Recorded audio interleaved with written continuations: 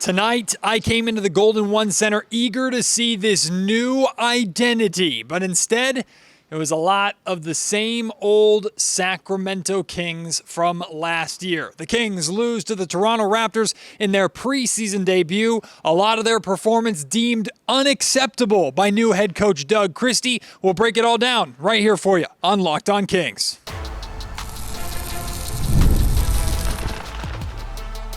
You are Locked On Kings, your daily Sacramento Kings podcast, part of the Locked On Podcast Network, your team every day. And now, ladies and gentlemen, it is that time for another episode of Locked On Kings.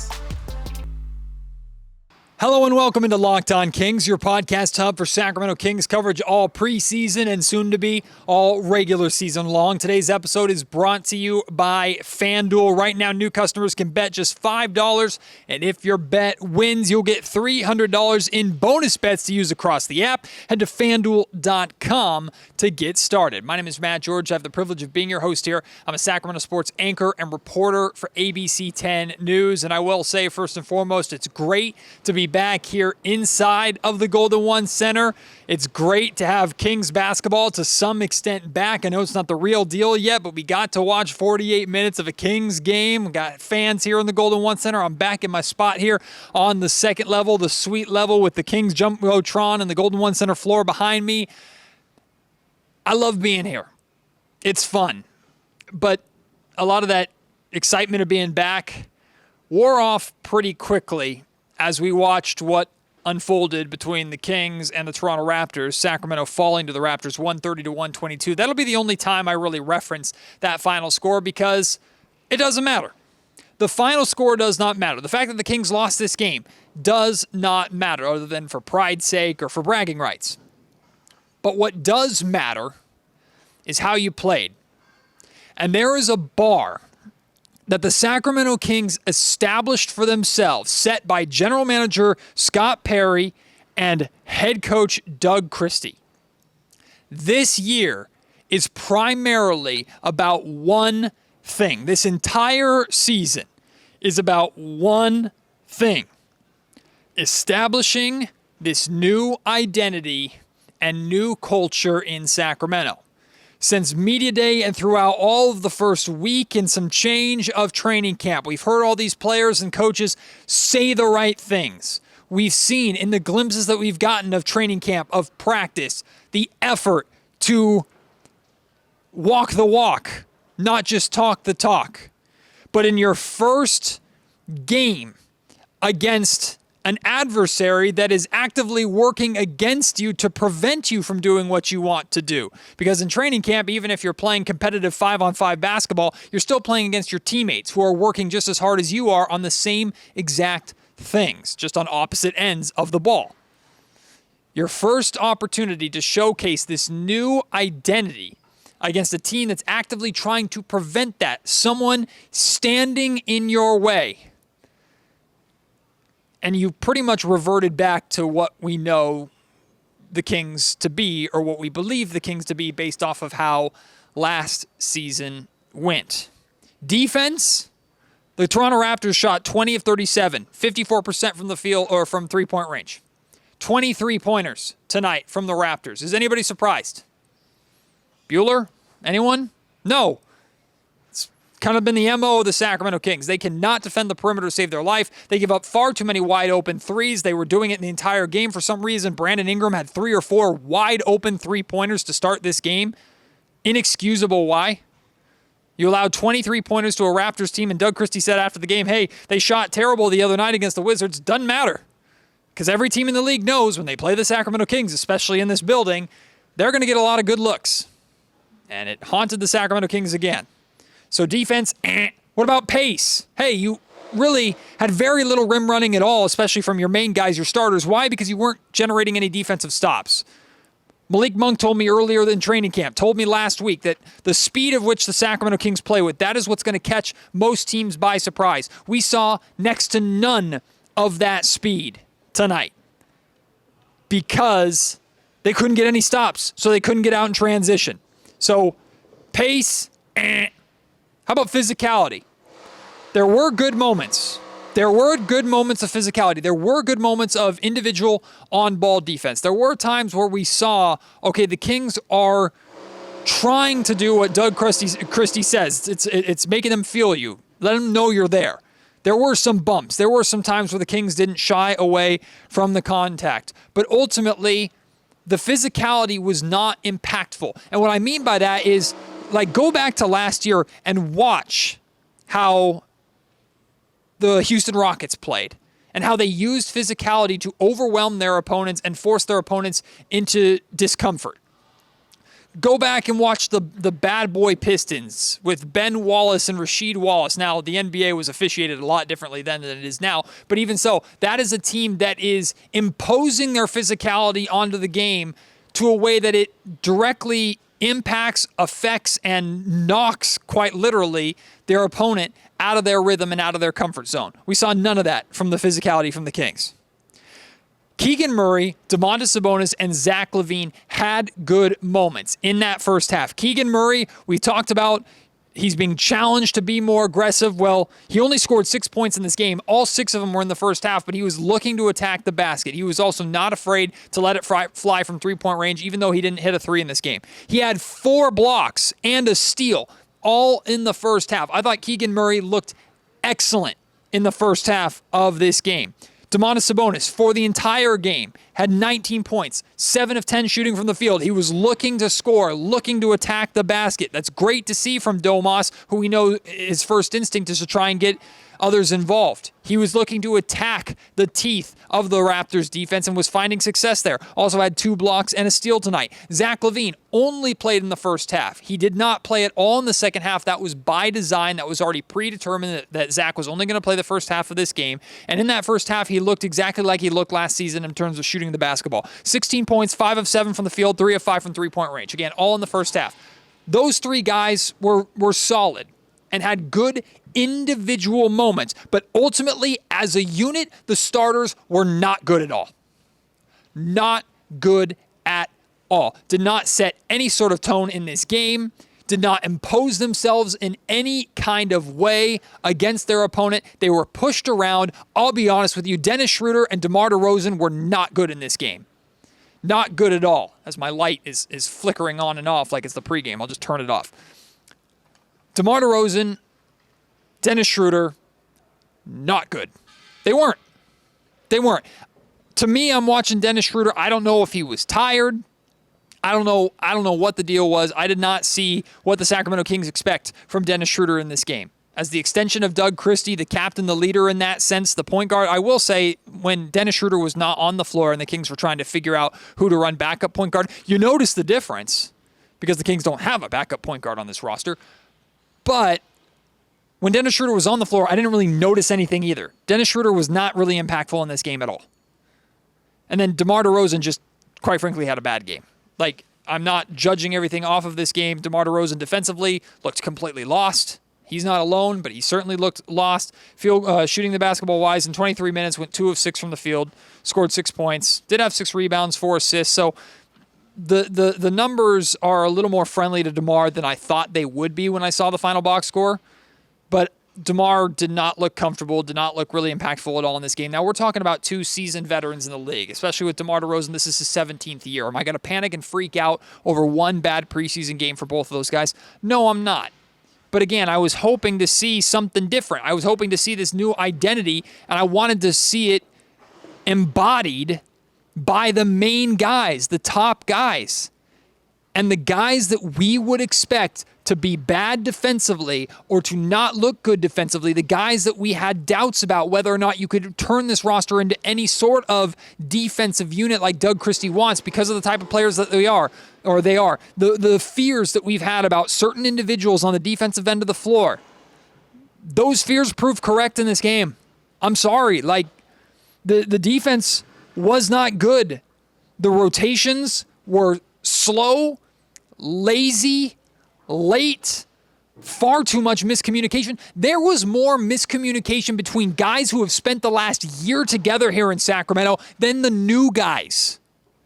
That doesn't make any sense to me. I know Doug Christie's making changes and implementing some things that are new for everybody, but if Domas and DeMar and Keegan are not all going to be on the same page, and two of those three guys are the longest tenured Kings on this roster, if they're having miscommunications and breakdowns consistently, how the heck are we going to expect this entire roster to be on the same page?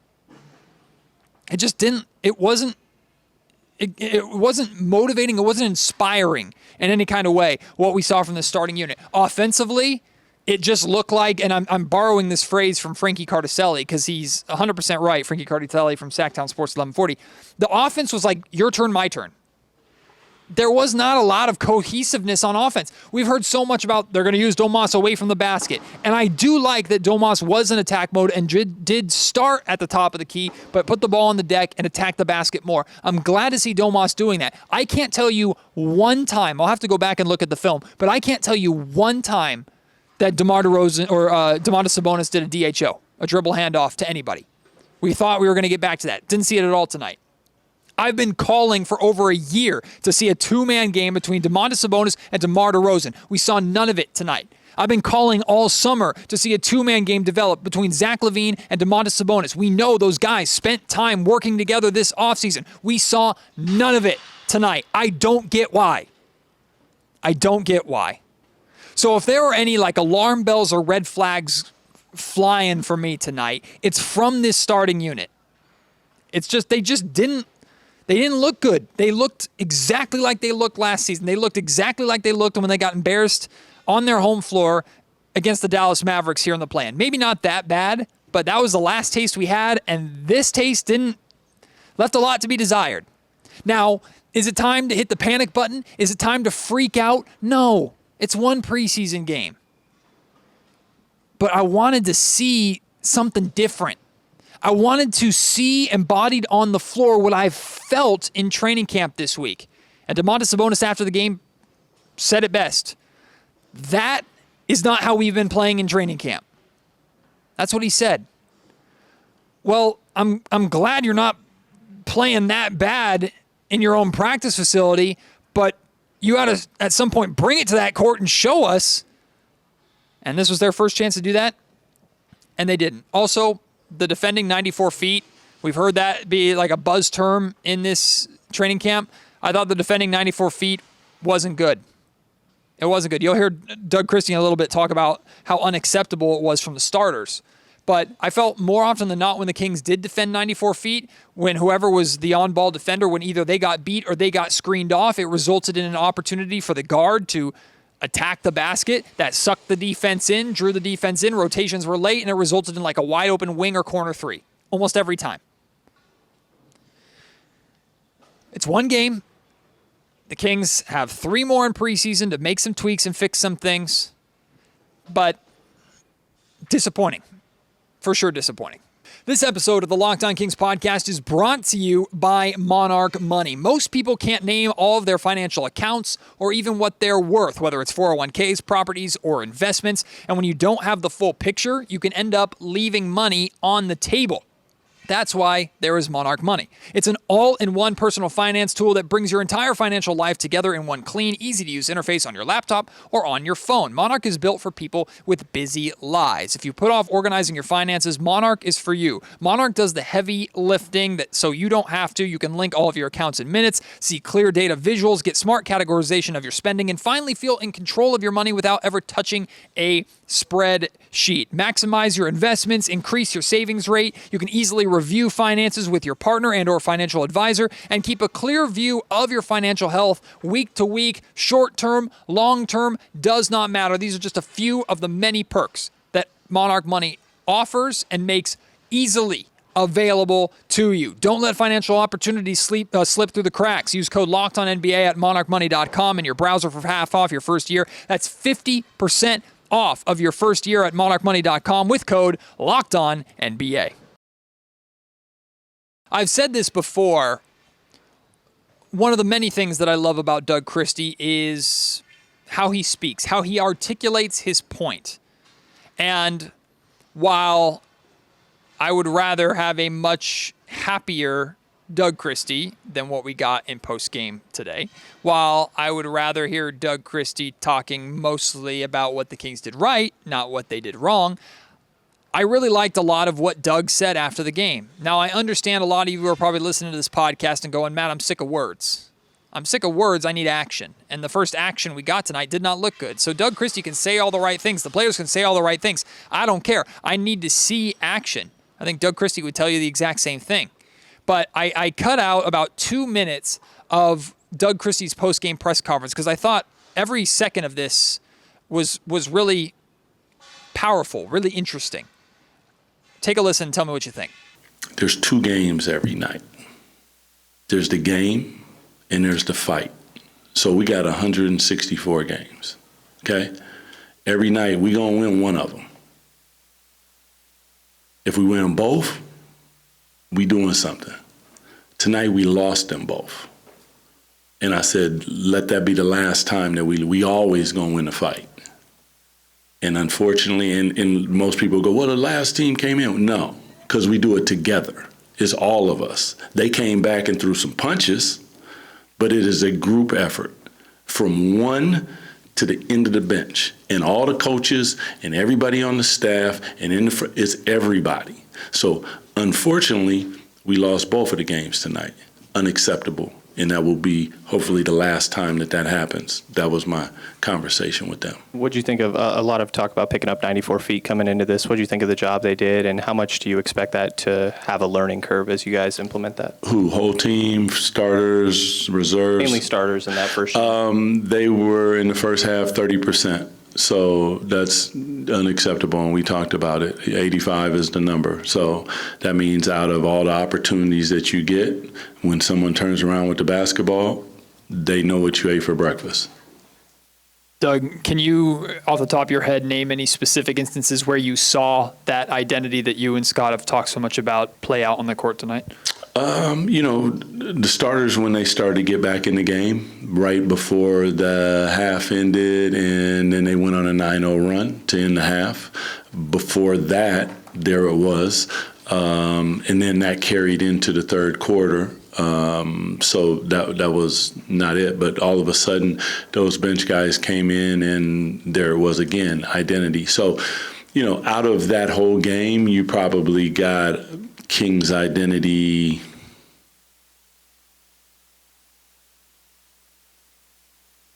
maybe 2 quarters, quarter and a half. I'll say a quarter and a half. So the consistency of what we expect needs to be able to be at a higher level for a longer period of time. Three things to break down in there. Number one, he talks about there's 2 games every night. There's the actual game, which is the basketball game that we see, and the Kings lost that tonight, 130-122. Then there's the fight. And Doug says every single night, the expectation of this era of Sacramento Kings basketball, this Kings identity is every single night, we will not lose the fight. We might lose the game, but we will not lose the fight. And he said, tonight, we lost both. That will not happen again. That cannot happen again. He said that's unacceptable. They cannot lose the fight. I thought that was a really straightforward, kind of simplified idea of what this Kings team should be and what Kings fans should be able to count on, and how this fan base, the media, whoever, can hold this team accountable, right? Every single night, the Kings might lose to a better team, but they should not be getting punched and beaten up and pushed around. Doug Christie is the opposite. Doug Christie didn't get uppercut by Rick Fox. Doug Christie uppercut Rick Fox. That moment is an example of who Doug Christie wants to be on this floor. He wants to be the one doing the punching. He wants this team to win the fight every night. They got pushed around and did not win the fight tonight, and they certainly did not win the basketball game. Love that he talked about the 94 feet. Like I talked about, said the expectation for the starting unit is 85% of the time we're picking up 94 feet, and they did it 30% of the time. That's not remotely close. And I like that Doug said, that's unacceptable, and I talked to those guys afterwards. And again, if the starters are not going to set the freaking tone, if Dennis Schroeder and Zach LaVine and DeMar DeRozan, not that LaVine and DeRozan are going to be doing a lot of defending 94 feet. That's mainly going to be Dennis Schroeder and maybe a little bit of Keegan Murray. But if the starters aren't willing to set the tone right out of the gate with that, how in the heck should we expect a consistent impact in that area from the bench and third units. How?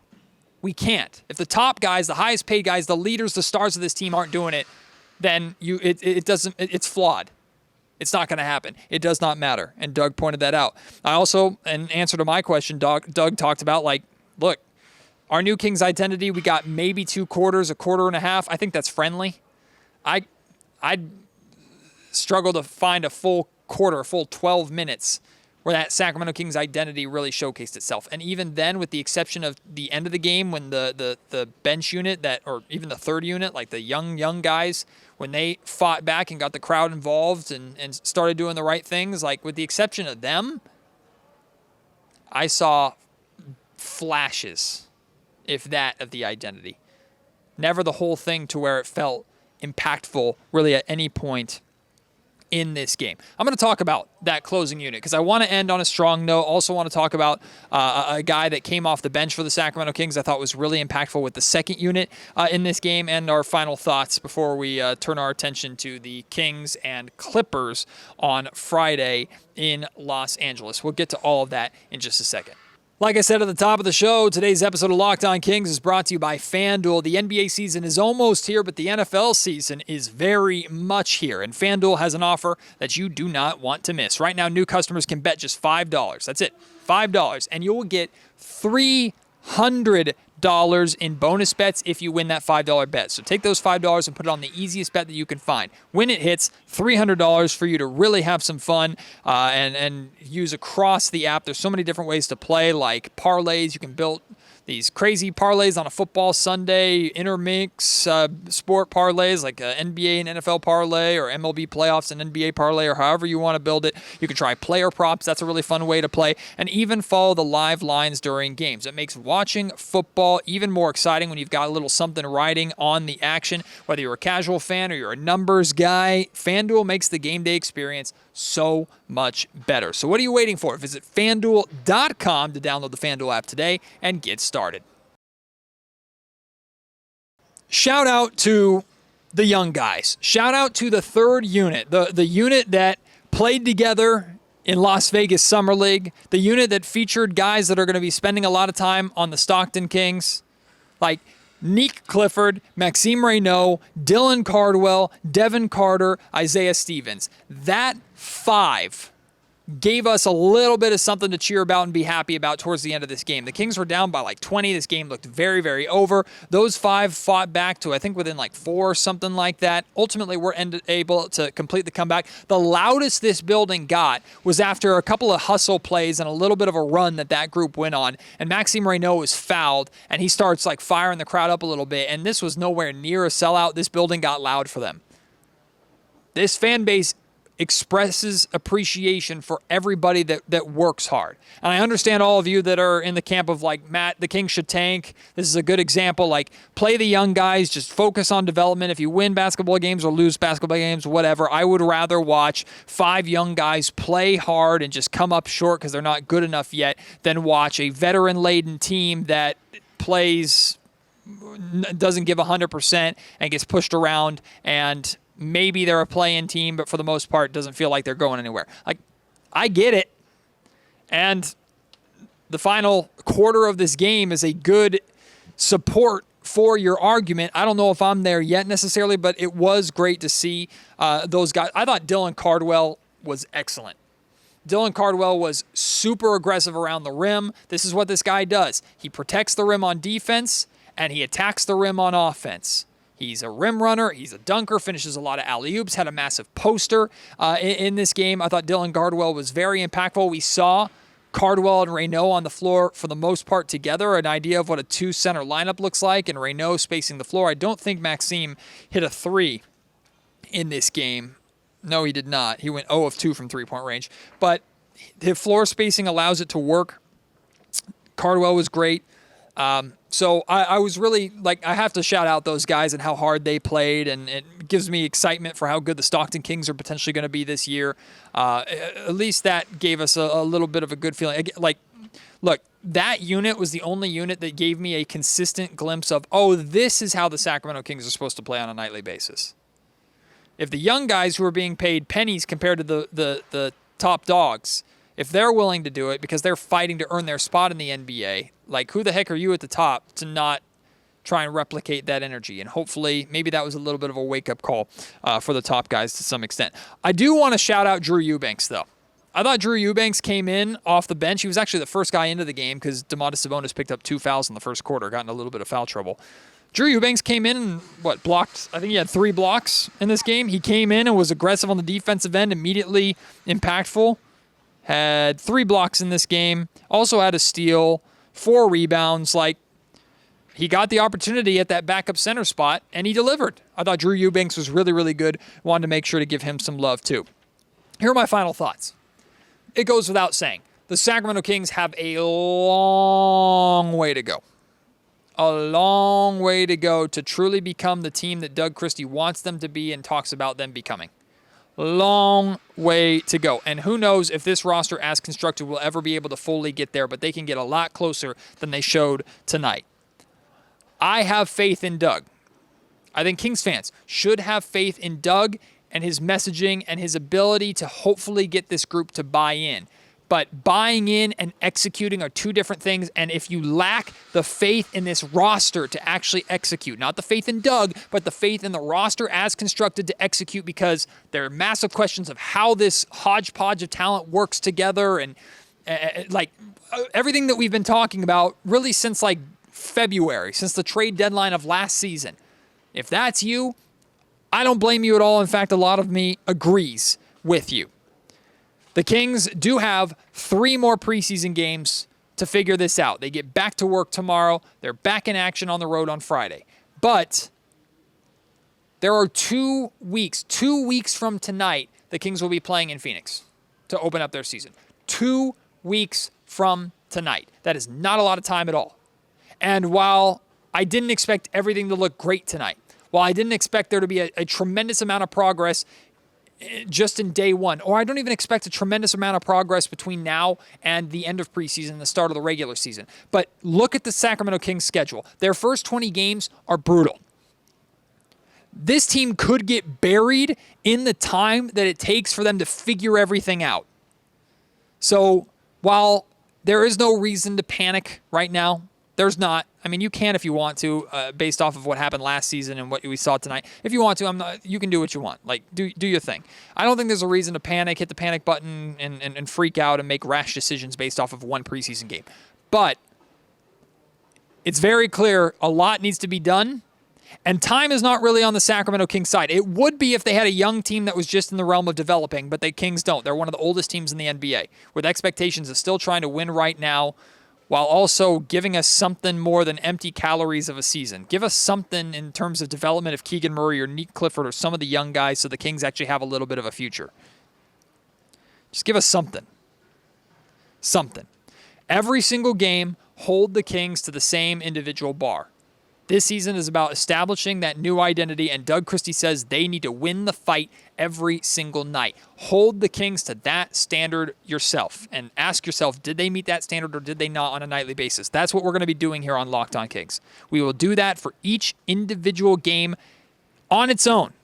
And then, of course, we'll judge pockets of the season, and we'll judge the entire preseason as a whole once we get there. So from where we're at right now to the end of preseason, that final preseason game, this Sacramento Kings team should look better than they do right now. God, I hope they will. We can reconvene as a whole then, but every single night, Friday night, next Wednesday, next Friday, we will judge this team individually based off those 2 things, that new identity and winning the fight every night. That's all we can do.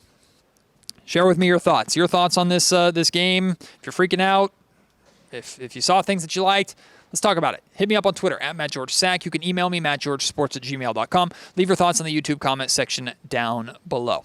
Appreciate your support as always. Can't wait to have you join me on the next episode of Locked On Kings. Until then, my name is Matt George. You've been listening to the Locked On Kings podcast, part of the Locked On Podcast Network.